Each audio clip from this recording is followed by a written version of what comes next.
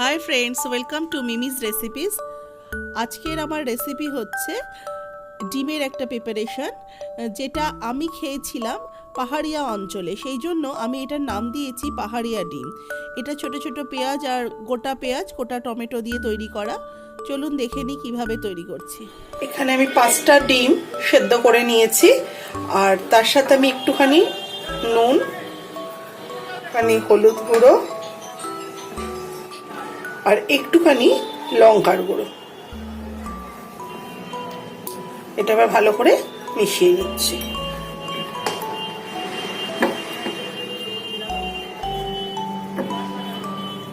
আর ডিমটা আমি একটু আগে থেকেই একটা করে মধ্যিখান থেকে চিড়ে রেখে দিয়েছি। দেখুন, এই যে চিড়ে রেখে দিয়েছি প্রত্যেকটা ডিম।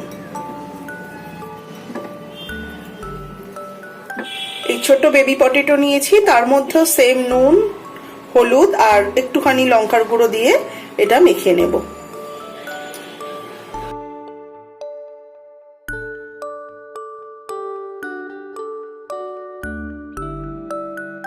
আমি কড়াইতে সরষের তেল দিয়ে দিয়েছি।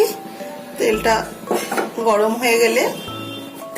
হয়ে গেছে, এবার আমি ডিমগুলো একটু ভেজে নেব।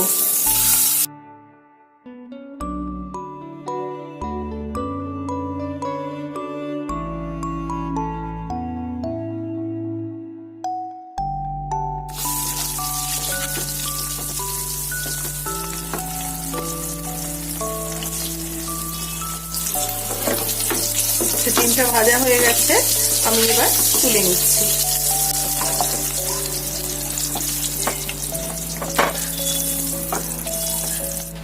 একইভাবে আমি আলুগুলো ভেজে নেব।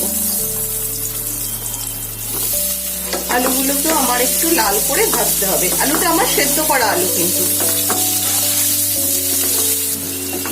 আলুটাও লাল করে ভাজা হয়ে গেছে, এগুলো আমি তুলে নিয়ে আসবো।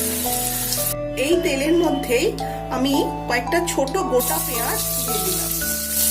এগুলো একটুখানি এর মধ্যে তেলের মধ্যে যে নুন হলুদ আছে তাতেই কিন্তু এটা ভাজা হয়ে যাবে। বেশি ভাজবো না, হালকা করে ভাজবো। এর সাথে দিয়ে দেবো কয়েকটা গোটা বেবি টমেটো।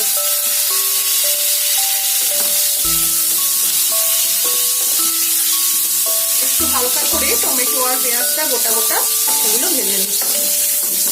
সেগুলো আমার ভাজা হয়ে গেছে, আমি এবার এগুলো তুলে নিচ্ছি। একদম শাপলানো যাকে বলে, জাস্ট অল্প একটু হালকা নাড়াচাড়া করে দিলাম। আচ্ছা, আমি নামিয়ে নিয়ে অন্য একটা কড়াইটা পরিষ্কার করে নিয়েছি, তেলটা চেঞ্জ করে নিয়েছি, কারণ ওইটাতে অনেকটা হলুদ ছিল, হলুদটা পুড়ে গেছে, লঙ্কা হলুদ গুলো তো পোড়া তেলে করবো না, সেই জন্য আমি তেলটা চেঞ্জ করে নিলাম। দিয়ে ফোড়ন দিচ্ছি 2টো শুকনো লঙ্কা, তার সাথে দেবো গোটা জিরে,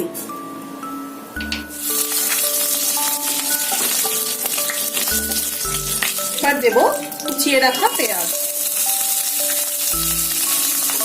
এখানে আমি মিডিয়াম একটা পেঁয়াজ দিয়েছি।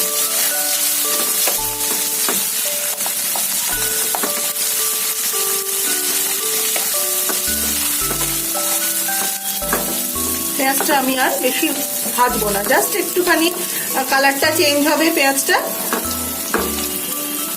সেইটুকু ভাজবো। এরপরে আমি দিচ্ছি গ্রেট করা আদা, রসুন আর কাঁচা লঙ্কা। এটা দিলাম। আমি এখানে 5-6টা রসুন, 1 টুকরো আদা আর একটা কাঁচা লঙ্কাকে গ্রেট করে নিয়েছি।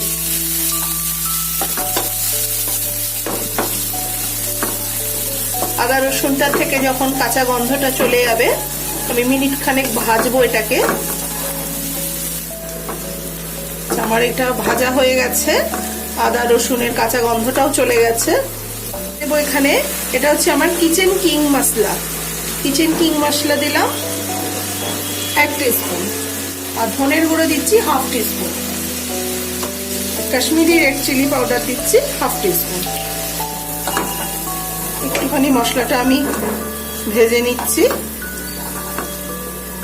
আমি আর একটুখানি জল দিয়ে দিয়েছি,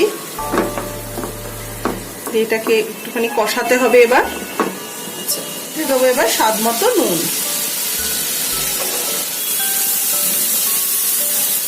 আর দিচ্ছি সামান্য চিনি, আবার একটু জল দিলাম।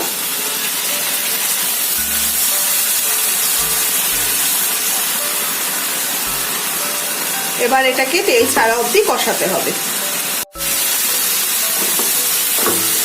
দেখুন মশলাটার থেকে আমার তেল ছাড়তে শুরু করে দিয়েছে, মশলাটাও কষানো হয়ে গেছে।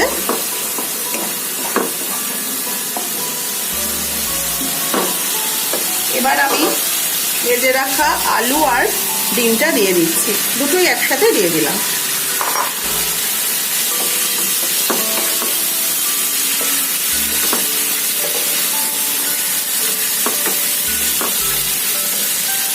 এবার এটাকে আমি একটুখানি কষিয়ে নিয়ে অল্প একটুখানি জল দেব, দিয়ে আবার একটু কষাবো।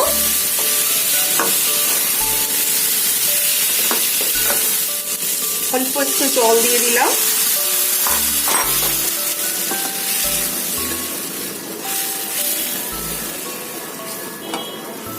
এবার আমি 5 মিনিটের জন্য এটাকে ঢাকা দিয়ে দেবো। 5 মিনিট আমি ঢাকা দিয়ে রাখলাম। আলুটা আমার সেদ্ধই ছিল, তো কোনোটাই সেদ্ধ করার খুব একটা দরকার নেই।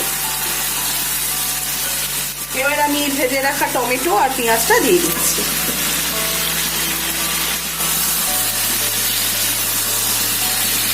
গোটা টমেটো আর গোটা পেঁয়াজ করে দেখবেন, খুব খেতে ভালো হয়। টমেটোগুলো সেদ্ধ হলে বা পেঁয়াজটা সেদ্ধ হওয়ার পর ভেতরে যখন মশলাগুলো ঢুকবে খেতে এইগুলোরও একটা খুব সুন্দর টেস্ট হয়ে যায়। কারণ আমরা খেয়েছি, খেয়ে দেখেছি, ভীষণ ভালো হয় খেতে।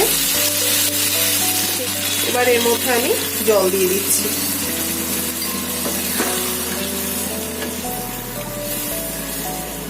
লঙ্কা গোটা দিয়ে দিলাম এর মধ্যে। এটা হয়ে গেছে, এটা আমি এবার সার্ভ করে আপনাদেরকে দেখাচ্ছি।